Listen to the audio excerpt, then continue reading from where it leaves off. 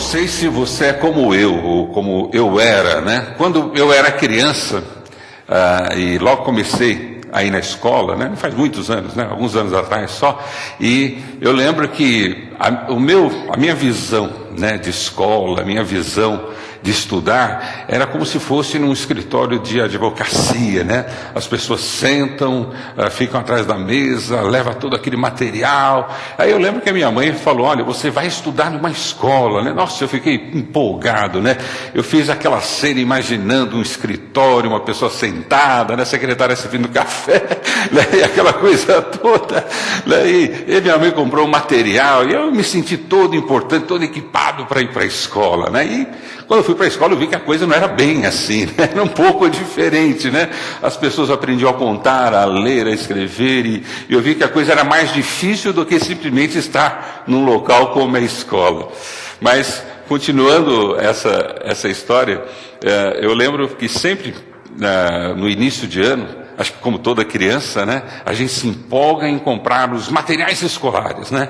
E os pais se desesperam, né? Mas as crianças adoram comprar material escolar porque a gente quer que aquela régua, aquele livro, aquele lápis, aquela agenda, tudo aquilo vai fazer muita diferença, né? Vão ser coisas essenciais para o nosso sucesso escolar, né? E eu não mudei muito daquela época para hoje, né? Mas eu lembro assim que quando eu saía da escola com uma pequena mala, mais ou menos assim, cheia de material, né? Aonde eu passava, as pessoas ficam: nossa, aquele menininho com aquela malona, né?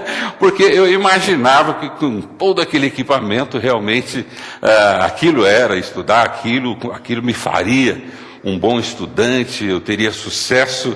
Bom, eu reprovei alguns anos, né? Não tive todo o sucesso que eu imaginei, né? E a gente viu que por mais, né, recurso ou condições, né, não era aquilo. Mas o que eu quero dizer é que na vida existem momentos em que nós precisamos de materiais, nós precisamos de instrumentos para carregar na nossa jornada, na nossa caminhada, que vão nos ajudar. Não vão ser aquilo que vai determinar, mas aquilo nos ajuda na vitória e no sucesso que nós precisamos ter. Como é importante para a criança, né? O uniforme é importante, o caderno, o lápis, isso traz dignidade e inspiração para ela, no sentido de que agora ela tem o equipamento para poder aprender, agora ela está pronta para realmente estudar ou crescer. Na nossa vida pessoal é a mesma coisa. Nós não podemos simplesmente achar que vamos viver, né, ou passar por essa vida, ou estar nessa vida, sem necessidades e equipamentos que nos ajudem, né, a enfrentar a demanda do aprendizado, né, de superar dificuldades e problemas. Então, se você está vivendo essa vida sem talvez a sua bagagem, sem o seu material escolar, sem os requisitos que você precisa, com certeza você vai ter muita dificuldade em vencer, muita dificuldade em superar coisas. A vida toda é assim, né? Nós precisamos de instrumentos e ferramentas para que realmente nós possamos cumprir o nosso papel ou atingir os nossos objetivos que nós queremos. O ser humano, entendido como ser humano ou ser capaz, ele é descoberto quando ele descobre o fogo, quando ele domina o fogo. E a partir da experiência, né, na pré-história desse domínio do uso para iluminar, para aquecer, para cozinhar, para fundir ferros, né? Então o homem, ele se torna homem entendido como nós o vemos hoje, a partir da experiência do conhecimento e da materialização de saber usar instrumentos e ferramentas na sua sobrevivência. E o homem vai evoluindo à medida em que ele descobre mais instrumentos e ferramentas e coisas que o capacita a viver esse mundo. Por isso que hoje, né, nós somos tão dependentes da tecnologia, por isso que hoje nós somos tão dependentes do carro, dependentes da internet, do computador, porque foram ferramentas e instrumentos que são desenvolvidos no sentido de facilitar ou aprimorar ou dar condições de nós podermos podermos, ou deveríamos ter uma vida melhor. Então, o homem é entendido, ou a pessoa é entendido enquanto pessoa, ser vivente e homem, desde quando a gente tem na história, e isso nós temos relatados nas cavernas, né, nos desenhos, inclusive aqui no Brasil, no interior do Brasil, no Nordeste do Brasil, essa experiência do homem do domínio da ferramenta, do conhecimento da ferramenta, né, no desenvolver, né, o machado, a faca, instrumentos para a sua vida. E à medida que ele vai vivendo essa jornada, ele vai aprimorando a sua vida vai melhorando e vai dando condições dele viver melhor e viver nessas condições. Eu lembro que quando eu estive numa viagem em Israel e a gente estava juntamente com um arqueólogo que trabalhava lá, e ele me apresentou algumas peças, né? Algumas pedras talhadas, instrumentos da pré-histórica, né? Que eles haviam descoberto recentemente. Inclusive ele mostrou a revista, né? E mostrou algumas dessas pedras, né? Como é interessante ver esses detalhes, ver esse desenvolvimento, ver essa instrumentalização para a capacitação do homem. Foi quando ele começou a dominar realmente os animais, foi quando ele começou a ser mais produtivo, foi quando ele começou a aprender a viver em coletividade, juntos vencendo um animal maior, e assim foi, né? E eu vejo que isso não muda, né? Nós vivemos nesse século XXI e estamos no início dele, e estamos vendo que cada vez mais nós precisamos de novas ferramentas, novos instrumentos, né?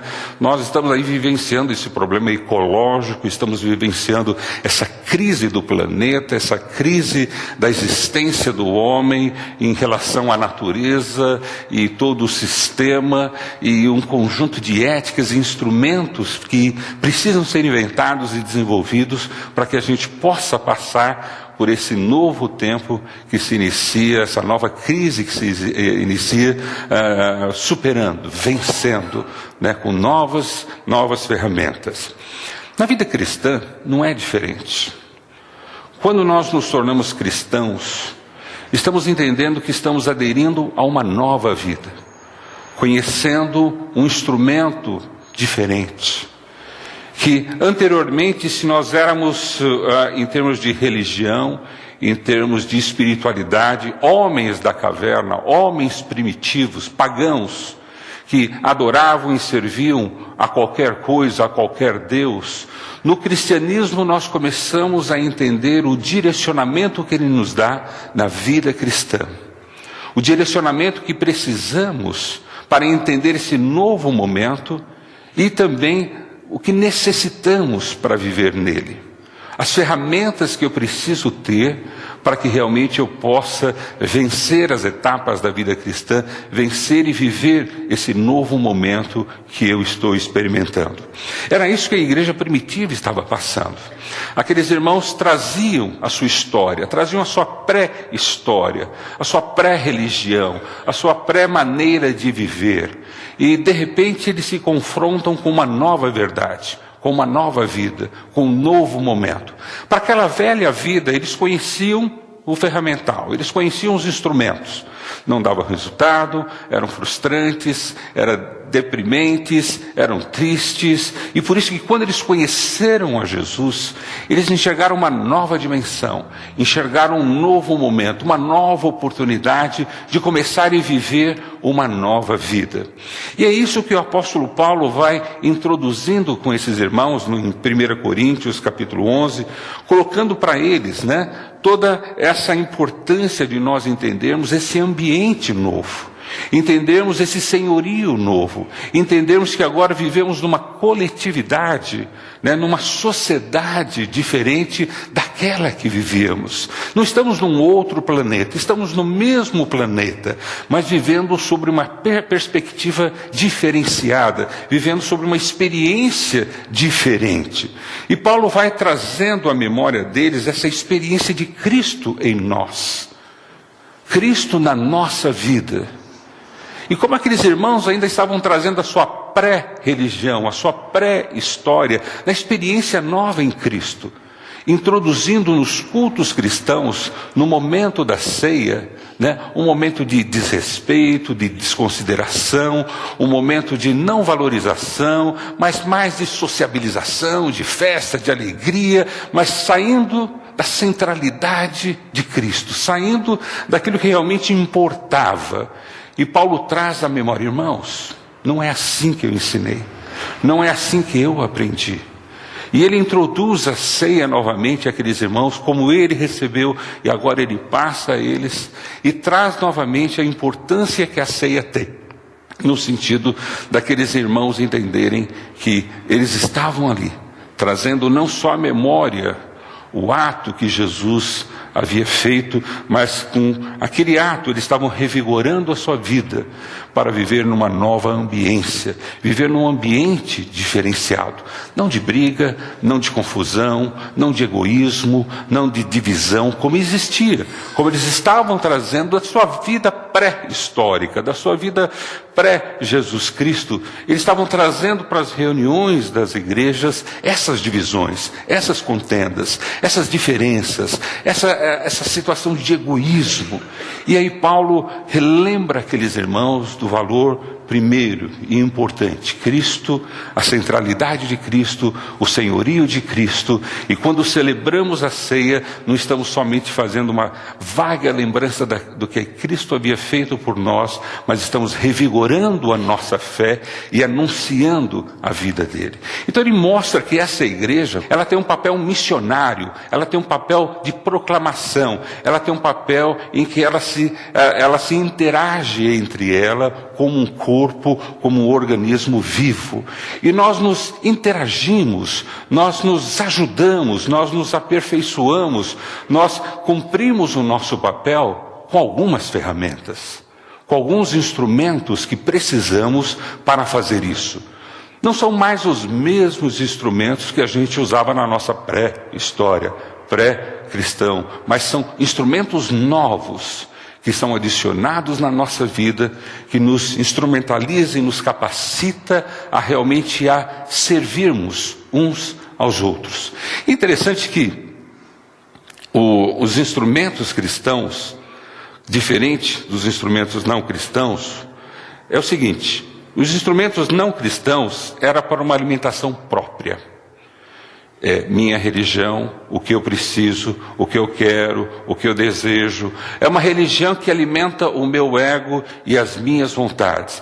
É uma religião que ensina eu a comer, a eu subsistir, a eu a viver. E o resto, deixa para lá. Do cristianismo, as ferramentas que vêm na nossa mão, não é para nós. É para que eu possa alimentar o outro. Alimentar aquele que está próximo de mim. Amar ao próximo como a nós mesmos, no sentido de eu entender que o instrumental que Deus vai me colocar não é para que eu me alimente, mas é que eu alimente o próximo.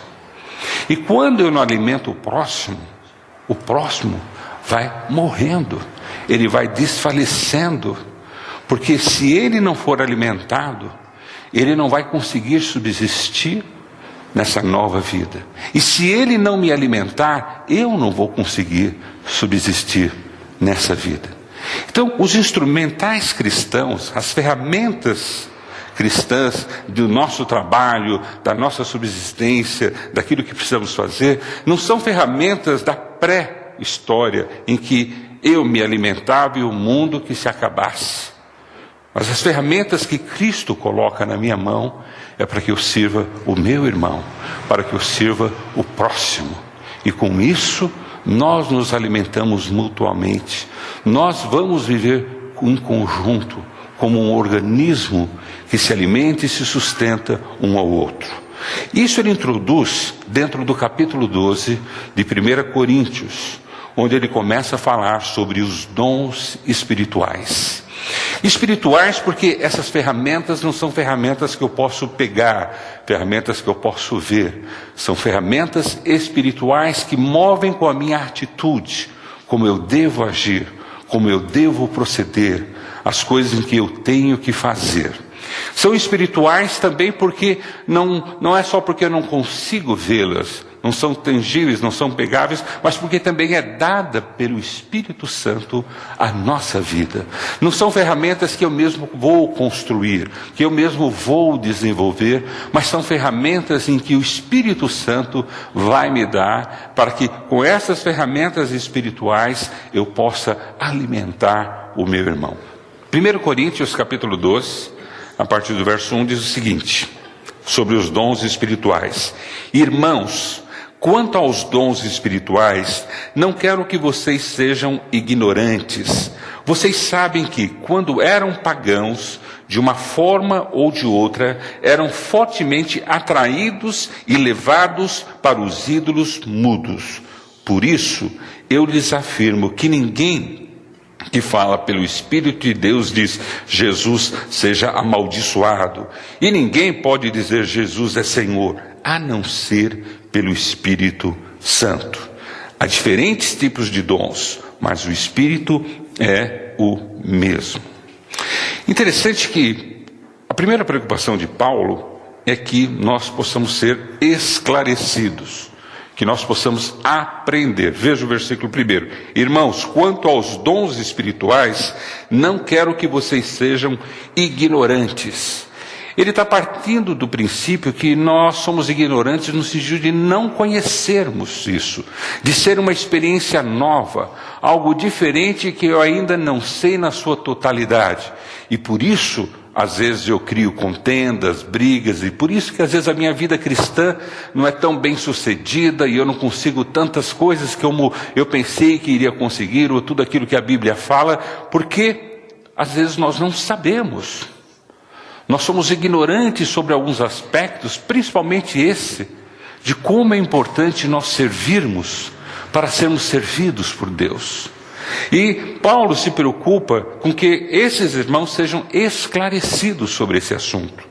Por isso que eu vejo que o esclarecimento sobre os dons, ele é muito importante. Porque, de novo, são as ferramentas em que nós vamos nos alimentar, que a nossa igreja vai se sustentar uma a outra para subsistir e cumprir o seu papel. Isso é tão importante que ele também aborda a mesma temática quando ele escreve para a igreja em Roma, também no capítulo 12. Aos Romanos você vai encontrar Paulo de novo enfatizando sobre os dons espirituais. Geralmente, essas passagens sobre os dons, que nós temos 3, 4 passagens que tratam sobre os dons, as pessoas ficam mais centradas nos dons, nos diferentes dons, o que aquele dom faz, o que aquele dom não faz. Eu tenho esse dom, aquela pessoa tem aquele dom, eu gostaria tanto desse dom, aquele dom. A gente esquece que quando Paulo aborda sobre os dons, a grande preocupação dele, ou a maior preocupação dele, não é em si os dons, porque os dons são dados, são concedidos por Deus à nossa vida. Mas quando ele aborda, tanto em Romanos como em Corinto aqui, ele aborda no sentido de nós entendermos que esses dons é para a nossa subsistência, é para o nosso alimento, é para a maneira de nós nos alimentarmos, sermos esse órgão vivo que vai realmente se fortalecer para cumprir a sua missão de proclamar a palavra de Deus até que Jesus venha. Como diz ali na ceia, que nós devemos celebrar essa ceia até que Ele venha, proclamando assim, a mensagem de Cristo. Então, como é que eu existo como cristão? Como é que eu existo como igreja? Como a nossa igreja vai existir e vai ser uma igreja forte, uma igreja que vai ter condições e equipamento para realmente se fortalecer e se firmar, para proclamar fortemente a palavra de Deus, o reino de Deus e as bênçãos de Deus para esse mundo. Quando nós entendemos que os dons não é para trazer divisão entre nós, nem fazer dos dons instrumentos de, vanglória. Eu tenho esse dom ou aquele dom, esse dom. Quer dizer, Paulo aborda sobre os dons no sentido de esclarecimento, mas apontando que os dons são necessários para que nós possamos nos fortalecer mutuamente, servirmos uns aos outros. E dessa forma nós vamos resistir. Então, quando ele diz assim, irmãos, quanto aos dons espirituais, não quero que vocês sejam ignorantes, ele está nos esclarecendo. Vocês sabem que quando eram pagãos, e a ideia de pagãos aqui é quando vocês não conheciam a Cristo, quando vocês não tinham experiência com Cristo, especificamente ali em Corinto, ele não estava falando com muitos judeus, com alguns judeus, mas pessoas que também não eram judeus, eram gregos na sua maior. E aquelas pessoas sabiam que eles eram pagãos.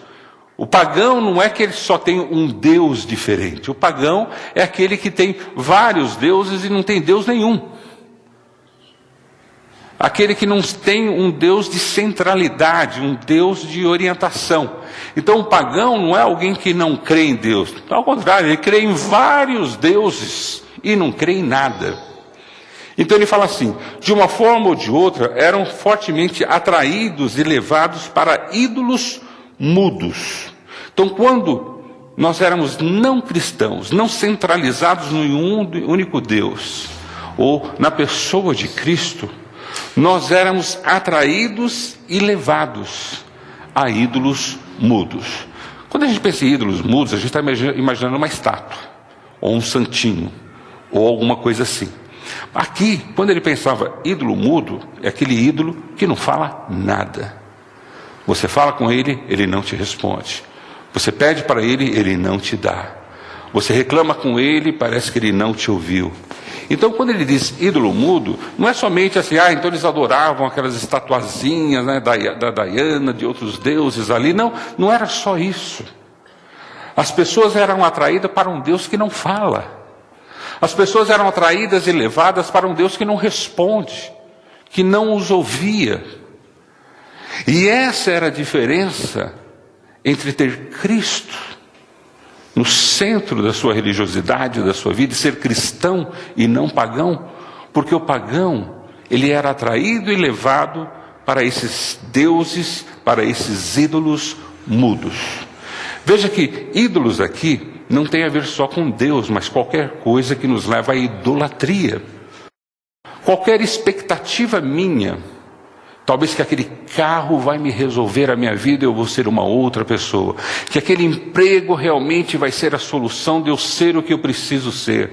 Ou que aquela faculdade vai determinar, quando nós colocamos a idolatria no sentido de que aquilo vai ser a solução da minha vida e não Cristo, isto é idolatria. Idolatria não é somente eu adorar um Deus que não seja o único Deus, ou o Deus Jesus Cristo, mas seja qualquer coisa que eu coloque como sendo a resposta, talvez, dos anseios da minha vida.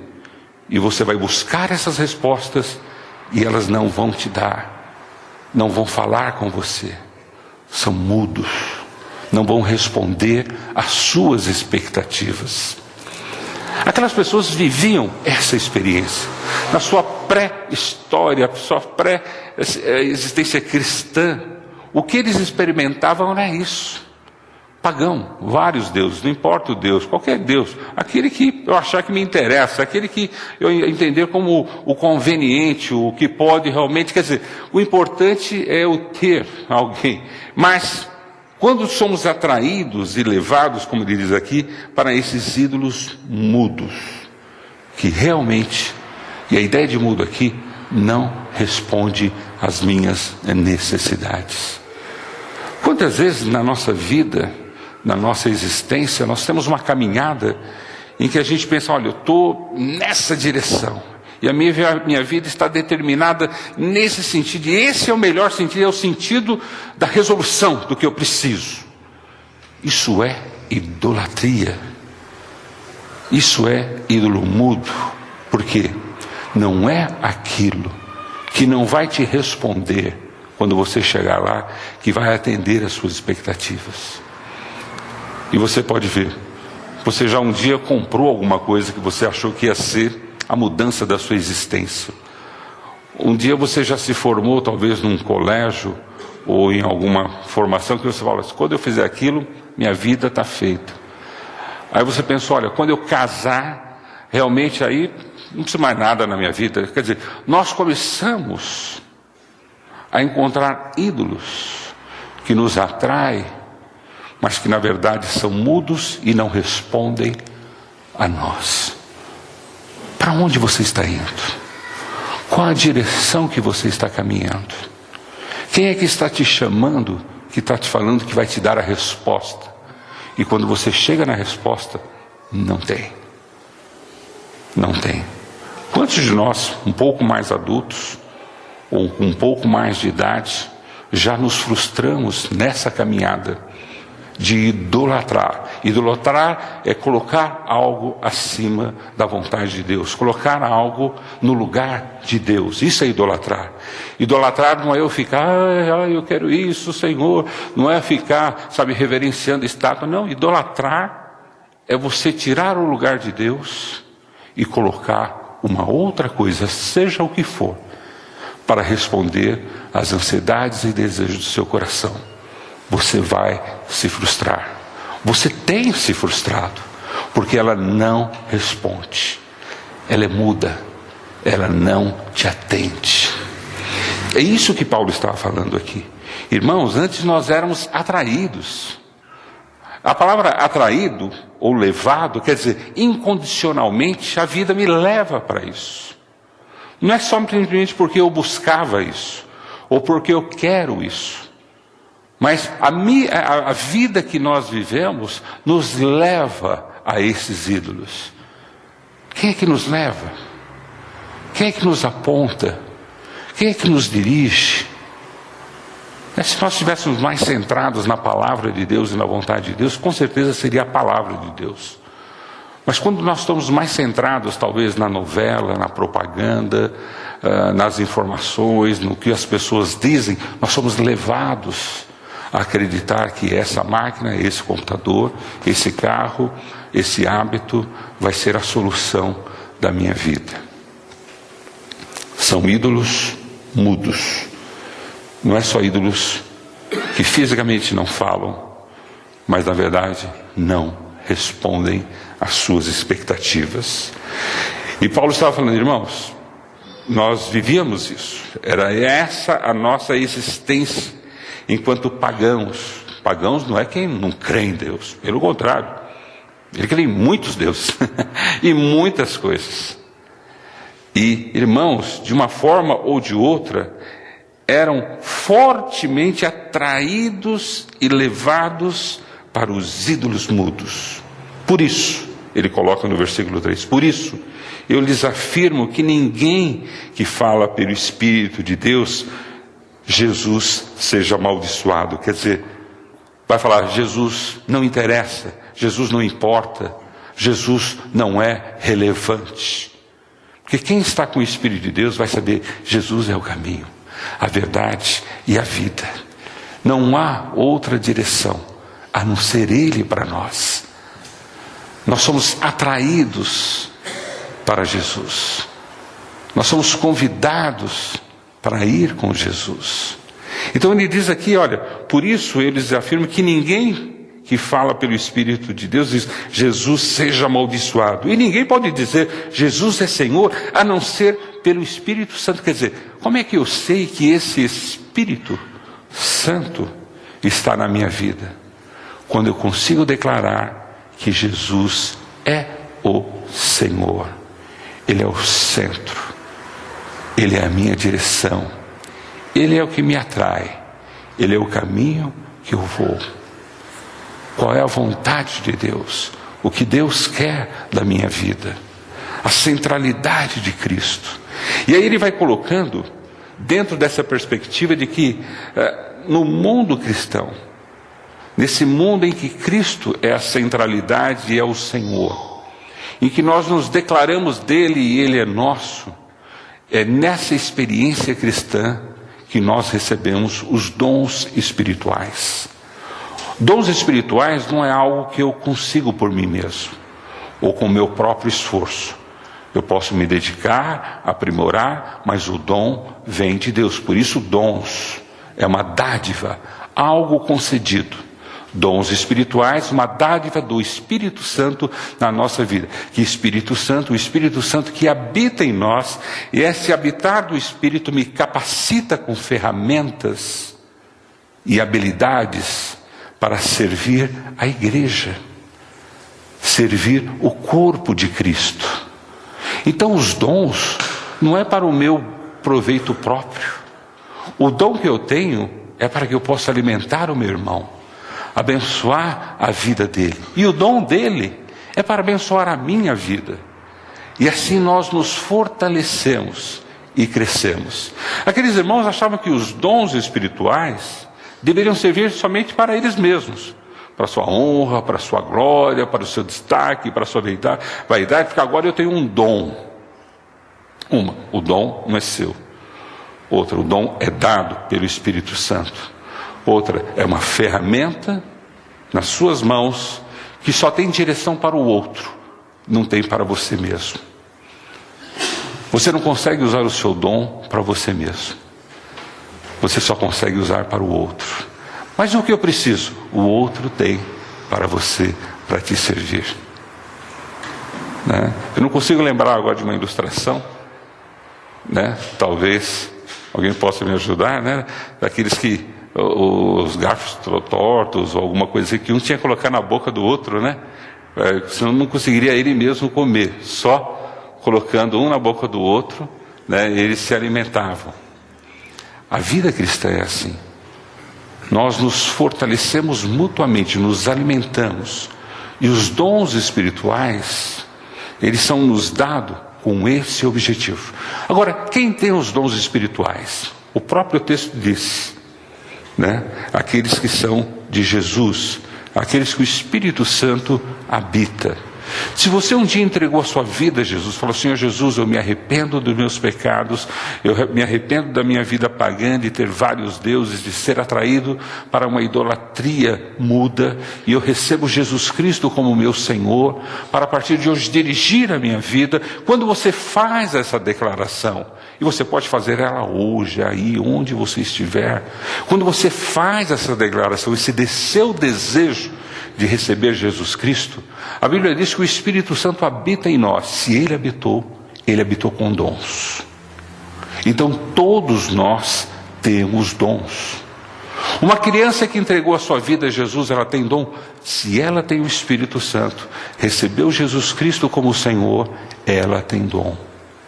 Uma pessoa que já se aposentou, né? Já chegou na terceira idade ou quarta idade, né? E já parou de trabalhar, ela continua tendo dom ou o dom se aposentou? Ela continua tendo dons. O dom é uma dádiva eterna do Espírito Santo nas nossas vidas para servirmos enquanto existirmos. Sabe quem tem dom? Você. Você que entregou a sua vida a Jesus. Você que já foi batizado. Você que recebe o Senhor Jesus como Senhor e Salvador. Você tem o Espírito Santo. Você tem o dom de Deus. Puxa, eu não sabia. Por isso que Paulo fala: não quero que sejam ignorantes. Agora você sabe. E o que eu faço com esse dom? O próprio apóstolo vai falar. Esse dom é para que você desenvolva essa habilidade e essa capacidade dada ao Espírito, não para você, mas para o próximo, para o outro. E por isso que a igreja subsiste como corpo, porque nós nos alimentamos mutuamente, nós nos sustentamos uns aos outros com os nossos talentos e os nossos dons, fazendo com que o nosso corpo seja cada dia mais forte. Mas se tem uma parte do corpo, se tem uma célula do corpo que para de alimentar o corpo e se alimenta a si só, a gente chama isso de câncer. Aquela célula que é egoísta, ela só quer para ela, e ela acaba matando todo o corpo. Então Deus nos fez como células vivas dentro do corpo de Cristo, para que nós possamos nos alimentar uns aos outros com os nossos dons. Você pode perguntar assim: mas quais são esses dons? Que dons eu tenho? Eu preciso ter clareza do que possa ser um dom na minha vida.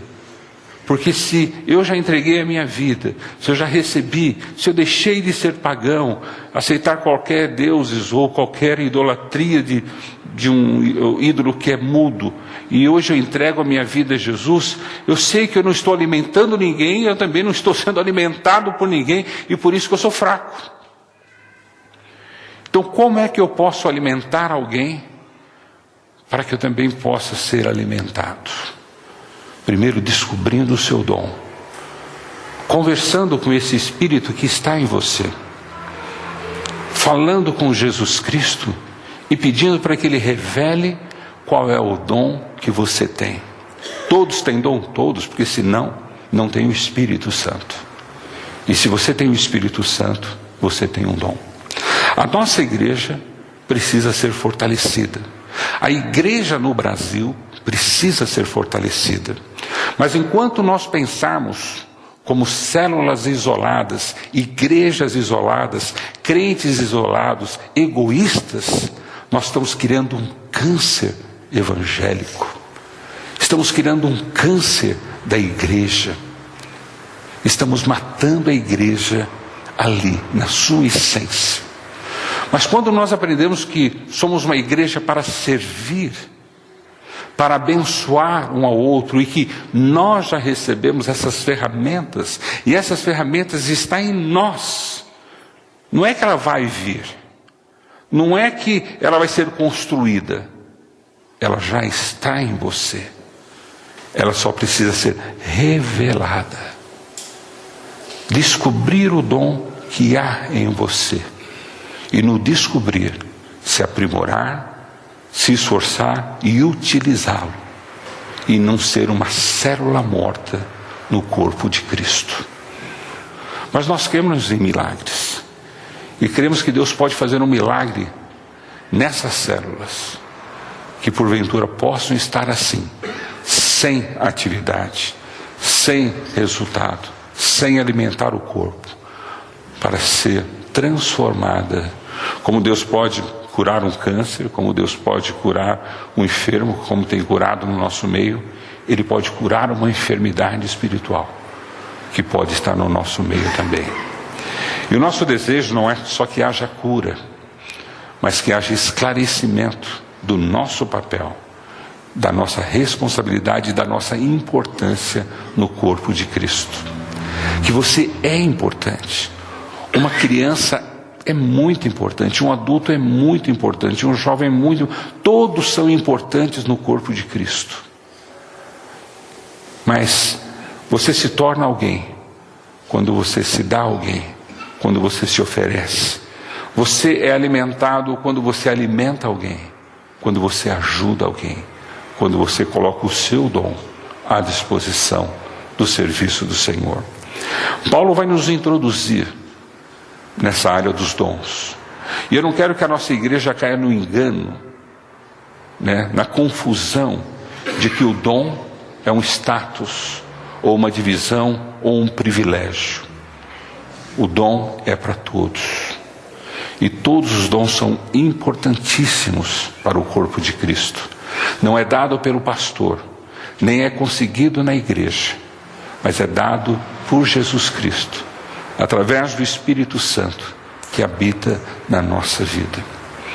E se você já entregou a sua vida a Jesus, eu espero que você não seja uma célula morta, uma célula cancerígena, mas que hoje você possa receber a quimioterapia de Deus, receber o tratamento do Senhor, para se tornar uma célula viva que alimente o corpo de Cristo.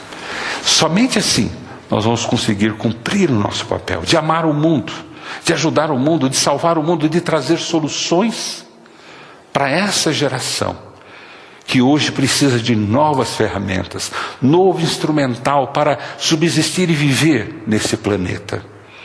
E eu creio que a igreja tem solução. Eu creio que Jesus é a resposta. Ele não é um ídolo mudo, mas ele é a resposta que o mundo precisa. Por isso nós temos que nos despertar, despertar a célula que há em nós, a importância que a nossa vida tem em razão do outro. Eu lembro muito de uma irmãzinha que nós tínhamos na nossa igreja lá no Rio de Janeiro, quando eu ainda estudava, e a nossa igreja ficava num subúrbio perto de uma favela, né? Esse é um testemunho que a gente conta sempre, né? Porque tem que contar, né? É benção, aquela coisa assim, né? Que onde eu estiver sempre estarei falando sobre isso, porque é alguma coisa assim tremenda, né? Aquela irmã, ela morava na favela, né? Ela já era uma senhora de idade, ela assim, não tinha recurso, ela vivia de uma aposentadoria extremamente pequenininha, mas na sua casa, né, para variar, tinha netos, filhos casados com filhos ou sem marido, aquela coisa assim, comunitária, né, dentro do barraco dela, né. E era uma irmã muito dedicada na igreja, uma irmã muito presente, ela não faltava nos cultos, ela estava sempre ali orando e buscando, né. E interessante que quando nós fomos para essa igreja e eu estudava num bairro bem distante dessa igreja, aquela irmã, ela chegava para nós, no começo eu e Ieda, e sempre ela trazia um potinho de margarina, né, com um pouquinho de macarrão e um franguinho. Né? No começo, pelo amor de Deus, de forma nenhuma vou aceitar isso. Não, irmão, já tem muita coisa lá na sua casa. O que é isso? Não, pastor, você tem que receber, por favor. Não, eu fiz para o irmão, trouxe para o irmão, separe. Não, irmã, tá. Bom, a gente recebia com constrangimento, chegou um dia, olha, irmã, a gente não quer, eu acho que não precisa, não tem necessidade. Ela falou, vou conversar bem sério com o senhor. Deus me falou para fazer isso. Esse é o meu dom. Eu acho isso tremendo. E lá nós tínhamos coronel, nós tínhamos militares, nós tínhamos pessoas de bem.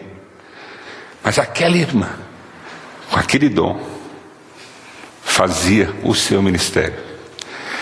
E na verdade, muitas vezes aquilo foi a nossa janta. Foi a nossa comida. Eu acho isso tremendo.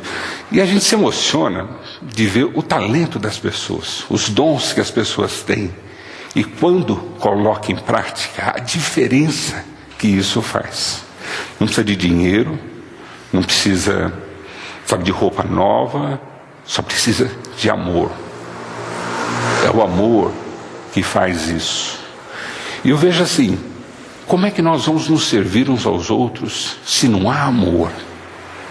Se nós não há o desejo de ajudar ou participar. Aquela irmã sabia que eu tinha mais do que ela. Aquela irmã sabia que eu morava num bairro muito mais chique do que o dela. Mas ela entendia que aquilo era o ministério, o dom. E ela falou, se o pastor me tirar esse dom, o que vai ser? A gente comeu muito tempo macarrão. Eu acho isso tremendo, porque não é a única experiência na nossa vida, de pessoas extremamente simples, ou pessoas que tinham recurso, mas independente de ter ou não ter, a habilidade de usar o seu dom, para ser um ombro amigo, para ser um consolo, para ser uma pessoa que vai aconselhar, para ser uma pessoa que vai ajudar, para ser uma pessoa que vai acompanhar, para ser uma pessoa que vai orar, para ser, quer dizer, nós precisamos de todos os dons, mas esses dons devem ser exercidos com amor, entendendo a sua importância dentro do corpo de Cristo. Pessoas como essa na nossa vida e outras nos ensinaram a importância de nós sermos utilizados com os nossos dons na vida de outras pessoas. Nós não somos assim porque queremos ser assim. Fomos assim porque aprendemos com pessoas que nos ensinaram com as suas atitudes, com seus talentos e seus dons, a como exercer isso. Que nós possamos ter pessoas maduras no nosso meio, que entendam a responsabilidade que elas têm de ser exemplo a outros que estão aqui conosco, para poderem exercer esse dom, esse talento.